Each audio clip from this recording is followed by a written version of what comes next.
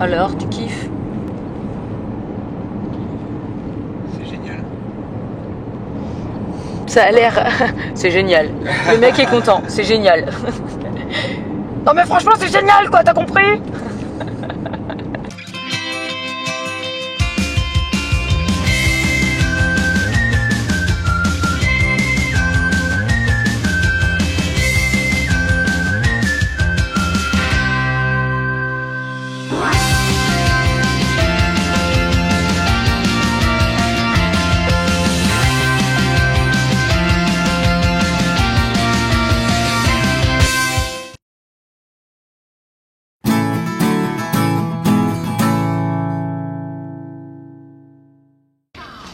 Hello. Qu'est-ce que tu manges pour le petit déjeuner? Des gâteaux avec une Nutella. Le petit boubou lui mange sa gigoteuse. C'est son petit déj à lui.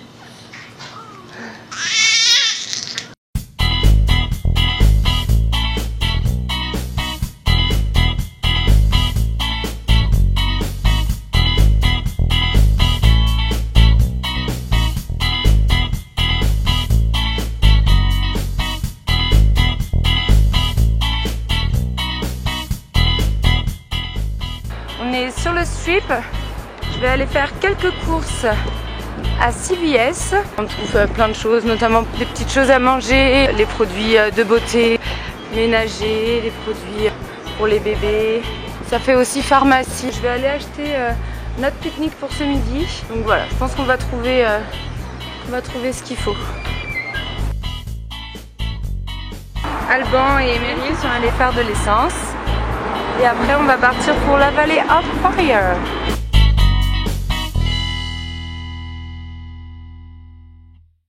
Dernières images de Las Vegas, du Strip. Et c'est encore une très très belle journée. Il fait hyper beau et très chaud aussi. Donc là, la Valley of Fire, il y en a pour 1 heure à peu près de Las Vegas pour y aller.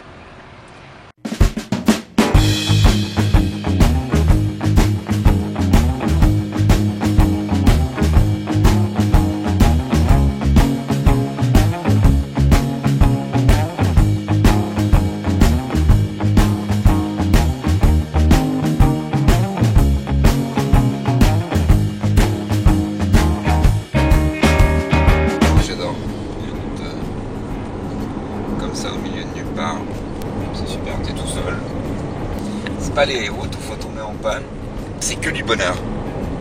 Il est content, regarde, il a souri.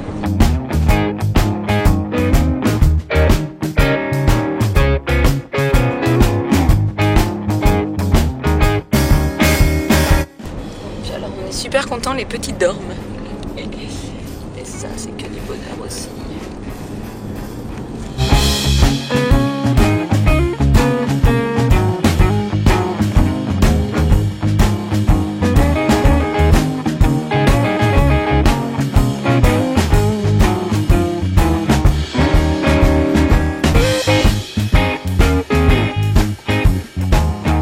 On va commencer la route à l'intérieur de la Valley of Fire. C'est un state park, c'est un parc entretenu par le Nevada. Il y a différentes sortes de parcs aux États-Unis. En général, les plus connus, c'est les national parks. C'est vraiment le gouvernement américain qui gère ça. Et il y a les state parks qui sont gérés par chaque État en fait. Puis après, il y a plein d'autres sortes de parcs. Et donc, au niveau des frais d'entrée, ça fonctionne différemment de l'un à l'autre. Donc l'entrée, c'est 10 $ pour les véhicules comme le nôtre.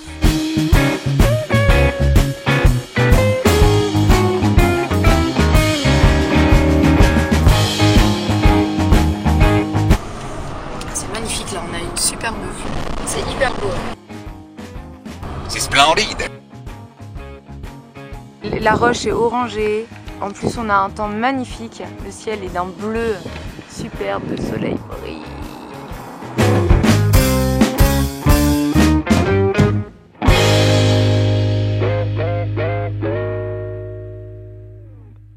T'as faim? On va au pique-nique, c'est un fin, le cours, c'est très fin, le cours, c'est très fin, et moi,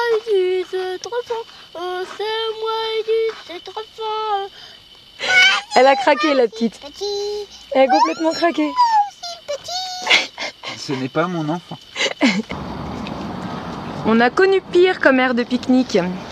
Et alors on a une vue, mes amis, une vue plutôt correcte. On va pas trop se plaindre. Franchement, ça démonte pas mal. Voilà où nous allons pique-niquer aujourd'hui. C'est nul! Remboursé!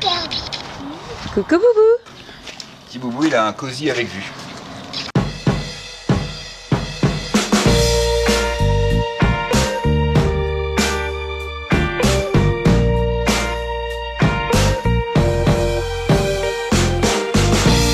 C'est aussi ça, c'est bien gourmand, c'est bien croquant.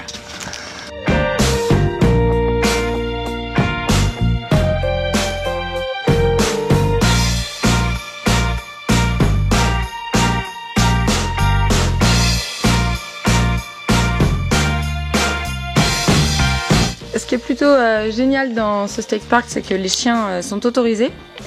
Donc elle peut venir se promener avec nous sur n'importe quel trail du moment qu'elle est attachée en laisse. Et après, comme dans tous les state parks, les national parks, les chiens ont le droit d'être sur les routes pavées, les aires de pique-nique, certains campings.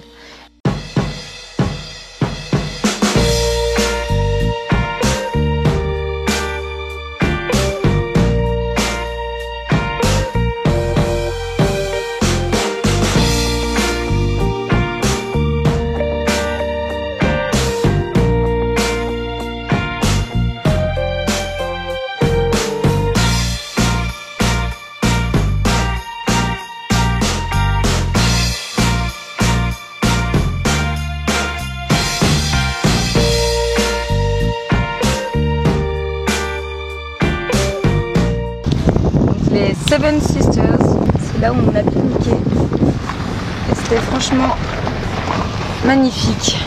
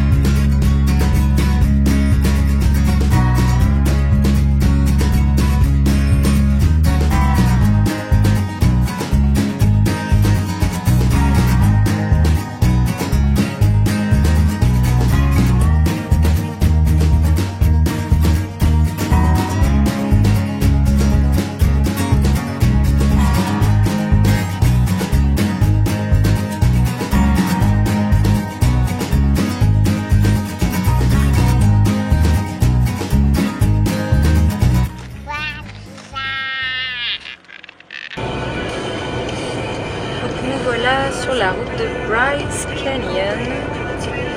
On devrait y arriver avant le coucher du soleil pour pouvoir en profiter quand même un petit peu. Là on est vraiment au milieu de nulle part, en plein désert, toujours dans le Nevada. On va passer pour aller à Bryce Canyon deux frontières. La frontière pour l'Arizona et ensuite vraiment juste après la frontière qui mène vers l'Utah. Et là on a vraiment un bon aperçu de ce que ça peut être les autoroutes à l'américaine. C'est quand même agréable de pouvoir rouler au milieu de ce paysage.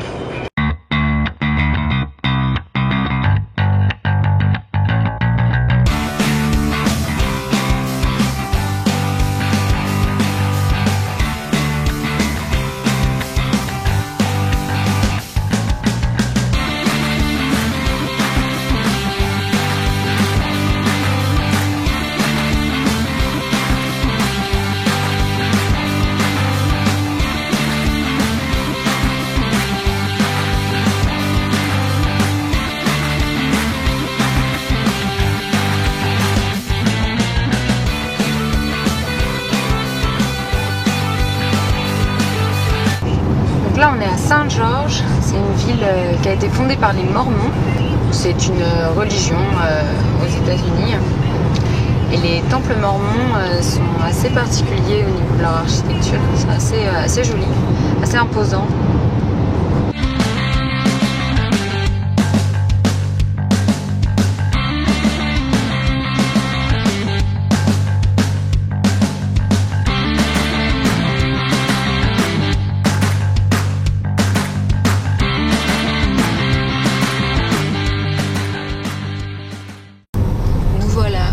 Sur la route pour aller à Bryce Canyon. Là en fait on traverse la Dixie National Forest et c'est une super belle route et il y a même de la neige en fait encore sur les bords de la route. Là tout ce qui est blanc en fait qu'on voit c'est de la neige. Donc là en fait on a quand même pris un itinéraire bis sur le GPS. Le GPS nous conseillait de rester sur l'autoroute, sur la Interstate 15. Il y avait un itinéraire bis qui mettait qu'il était même pas 10 minutes plus long. On a vu que ça passait dans la forêt et on s'est dit que ce serait quand même plus scénique, que ce serait beaucoup plus joli. Et effectivement, ça l'est. Ah waouh! C'est super beau. C'est magnifique. Dégagées qu'on a, elles sont vraiment à couper le souffle. Là, il reste énormément de neige en fait. Énormément. C'est hallucinant parce qu'il faisait 30 degrés quand on est parti du Nevada, alors voir de la neige maintenant, c'est vraiment surprenant. Passer du désert à la neige en une journée, c'est quand même atypique comme programme. C'est tellement inattendu, c'est formidable. C'est superbe. Alors là, la roche orange avec la neige dessus, ça tranche tellement. C'est magnifique. Toute cette neige. C'est trop beau. Le ciel est encore bien bleu. Il fait encore un temps superbe. Maintenant, on sait qu'on court un petit peu après la montre. On est en Utah, donc on est passé à une autre time zone. Et là maintenant, on a une heure de plus qu'en Californie. Donc le soleil se couche un tout petit peu avant 8h du soir, là, à Bryce Canyon. Et là, il est 7h et normalement, il nous reste encore une petite heure de route. Donc on devrait arriver vraiment pile poil pour le coucher du soleil. On espère quand même avoir le temps de voir quelque chose.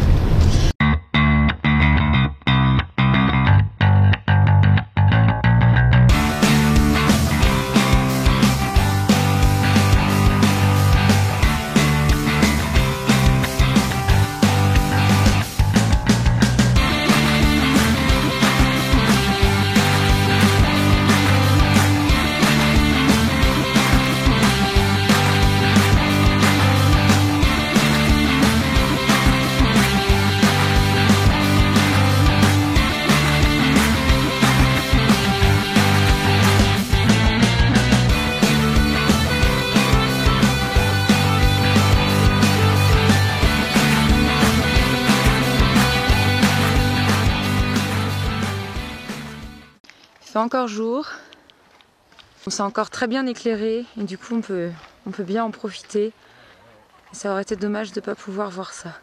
C'est vraiment magnifique.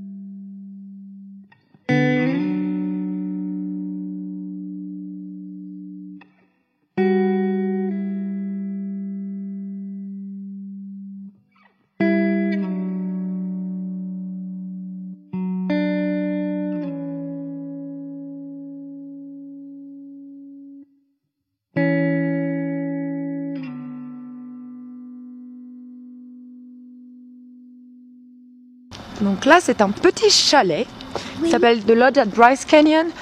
Et on va se mettre au chaud. Oui. Parce que sans rire, il fait froid. Il fait moins de 5 degrés. Bienvenue. Voilà. Waouh. Ah, c'est super mignon.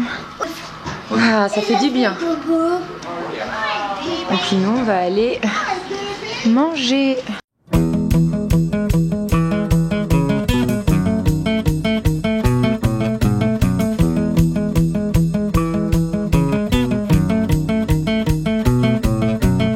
Comme bien souvent dans les restaurants aux États-Unis, le menu enfant est servi sur une feuille en papier comme ça, où les enfants peuvent colorier et on leur donne des petites pastels. Voilà, et Meryl, elle est trop contente à chaque fois. Hein, Mimi? Oui, plutôt contente. Des fois, il y a des petits patins. Trop pensif, il a bugué. Je suis fatigué. Là, j'ai les yeux ouverts, mais si je les ferme, ils restent fermés. Après, je les garde ouverts. Ah, je crois qu'il a un appel important à passer.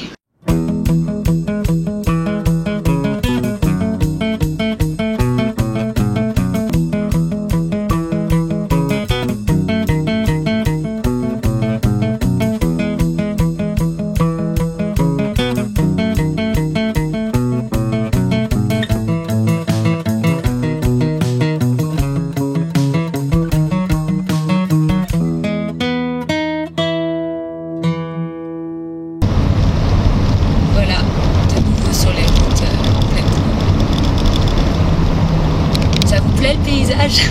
C'est très noir. En même temps, si c'est pourri, bah on le sait pas. Voilà. On est mieux comme ça. Et c'est dommage parce que je pense que ça va être vraiment tout noir, mais en vrai, il y a plein d'étoiles. Enfin, nous on les voit, mais pas vous. Ouais. Ça, c'est notre itinéraire jusqu'au motel. Donc en fait, on voit ici en pointillé, c'est la frontière Utah-Arizona. Donc en fait, on la longe pour l'instant, mais on l'a pas encore traversée et on va la traverser vraiment peu de temps avant Page. Voilà. Bon, alors on n'a rien vu parce qu'il fait vraiment noir, mais on vient de passer la frontière Utah-Arizona. Donc voilà, c'est cool. On est de nouveau en Arizona aujourd'hui, dans la nuit. Donc après 2h30 en gros dans le noir le plus total sur la route, à traverser des mini-villes de rien du tout. Là on voit une ligne d'horizon toute lumineuse, et ben ça c'est la ville, mes amis. Et donc ça fait toujours quelque chose en fait quand on passe comme ça 2 heures, 3 heures sur la route dans le noir, et puis que soudain on voit de la lumière.